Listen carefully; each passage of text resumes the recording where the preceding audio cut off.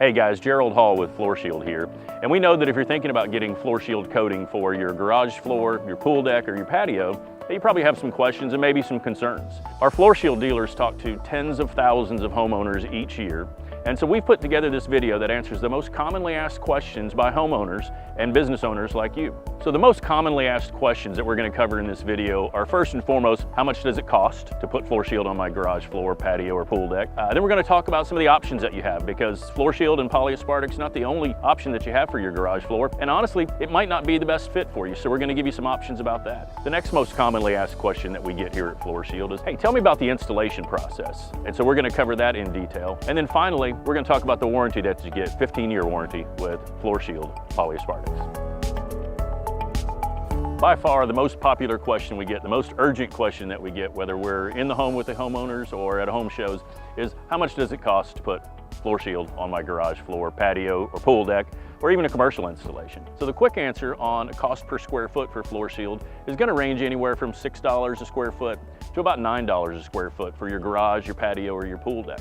But there are several factors that go into that range of pricing, and so we want to talk about those in detail. Now, the simplest and easiest thing to talk about when we talk about cost factors for concrete coatings is the size of the area that you're going to put coating on. So a two-car garage that might be 450 or 500 square feet obviously is going to be a lot more expensive than a single-car garage. The second factor that is a little more complicated than just square footage is how good a shape is the concrete in? Like, what is the condition of the pad is a term we hear a lot. There are things like cracks, repairs, moisture levels in the concrete that really can affect the cost of a job. Moisture, for example, can be abated. You simply use a water-based moisture barrier epoxy, which typically turns it into a 2-day job versus a 1-day job. Now you're going to talk about labor differences and a little additional product. Simple crack repairs, fillers, things like that don't usually have a big impact on the cost of a concrete coating, but if there are foundational issues and you need to bring in concrete repair, those are two different things. And lastly, one of the biggest factors that go into the cost of putting a concrete coating, in our case Floor Shield, on your garage floor or your commercial business is simply the quality of the product. There are a ton of products out there on the market, from epoxies to polyureas to polyaspartics, that you can choose from. And even within the same category of epoxy, polyureas, and polyaspartics, there are varying degrees of qualities. There's different solids contents, solvents, things of that nature that go into the product, and we'll talk about that a little bit as well.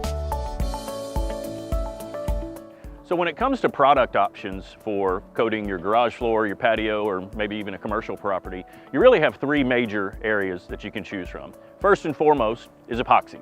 And epoxy's been around for a long time. It's tried and true. And actually, we manufacture an entire line of epoxies, which I wouldn't recommend for most applications, especially in a residential environment, simply because it's an old technology. But it really is about the quality of ingredients that you put in your product.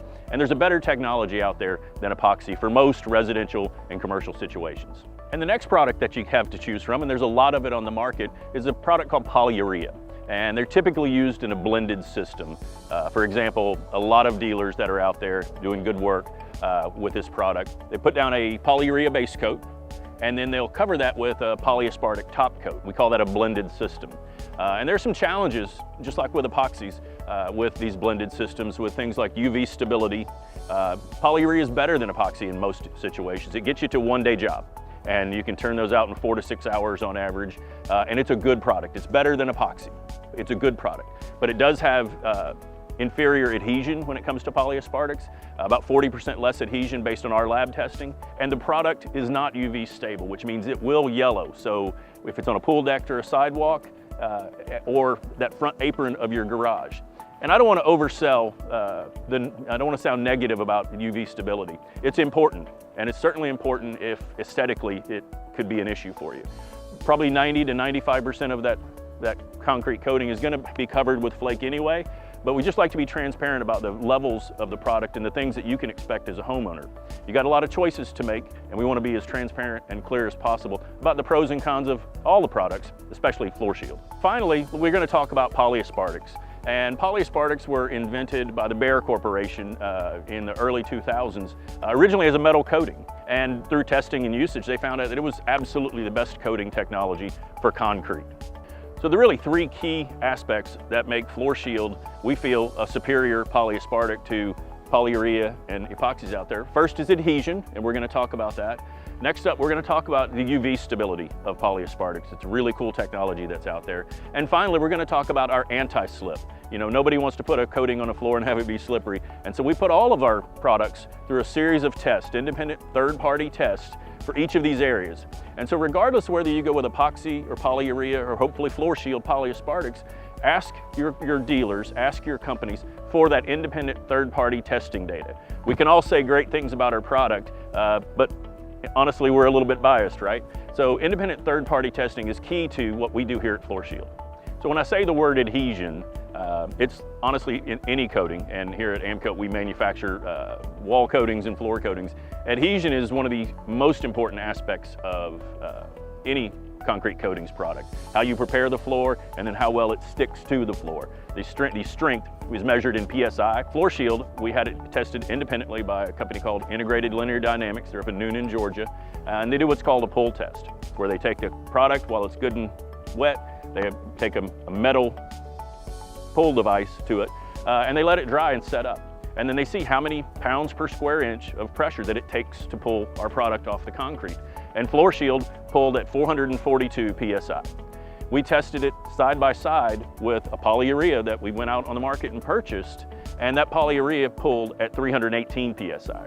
The difference of 40% between a full 100% polyaspartic system and a blended polyurea system in this independent third-party lab test. Next, we're going to talk about polyaspartics and UV stability.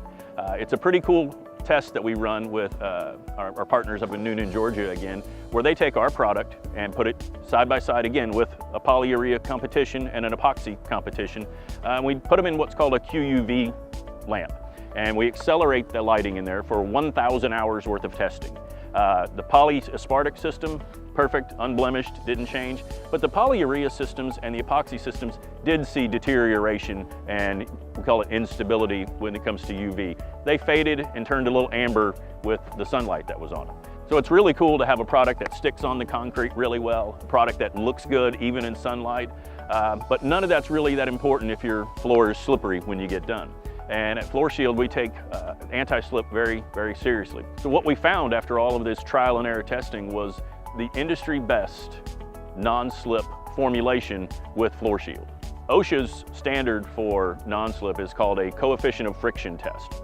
So we partnered with a company out of Tennessee in Volunteer Non-Slip Services to test our product and to test several versions of non-skid silicas that we apply in our product to make sure that when your floor is put down, your Floor Shield product is on your garage floor, patio, or pool deck, that it is safe to walk on. So OSHA has two different tests when it comes to non-slip. One is a dry test. So when the floor is dry, how safe is it to walk on, and how do we compare to what OSHA calls a safe floor?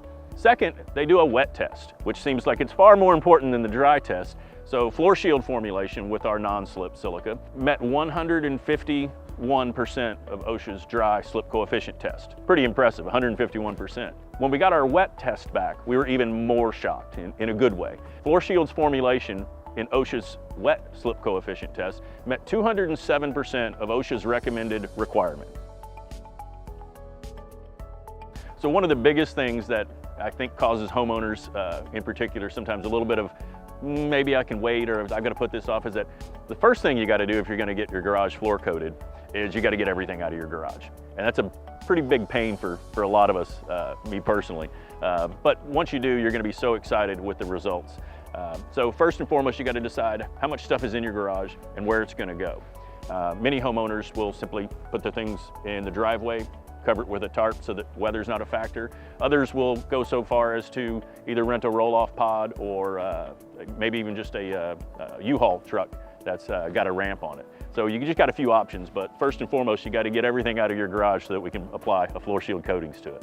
So once everything's out of your garage and you're ready for your crew to arrive on site, the first thing that they're going to do is make sure we prep and mask everything off. So what gets a coating, and what's not supposed to have coating on it is going to be protected from the environment. Next up, we're going to grind the concrete floor. Our Floor Shield dealers use diamond grinders, concrete grinders that go across and take off about the top 1/16 of the concrete.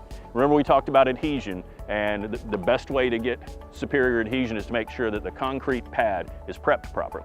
So once the concrete pad is finished with the grinding process, we're gonna vacuum all that. We've got good vacuums as we're grinding, but we're gonna vacuum up all of that loose silica to make sure that there's not any left on there when we put the color coat on.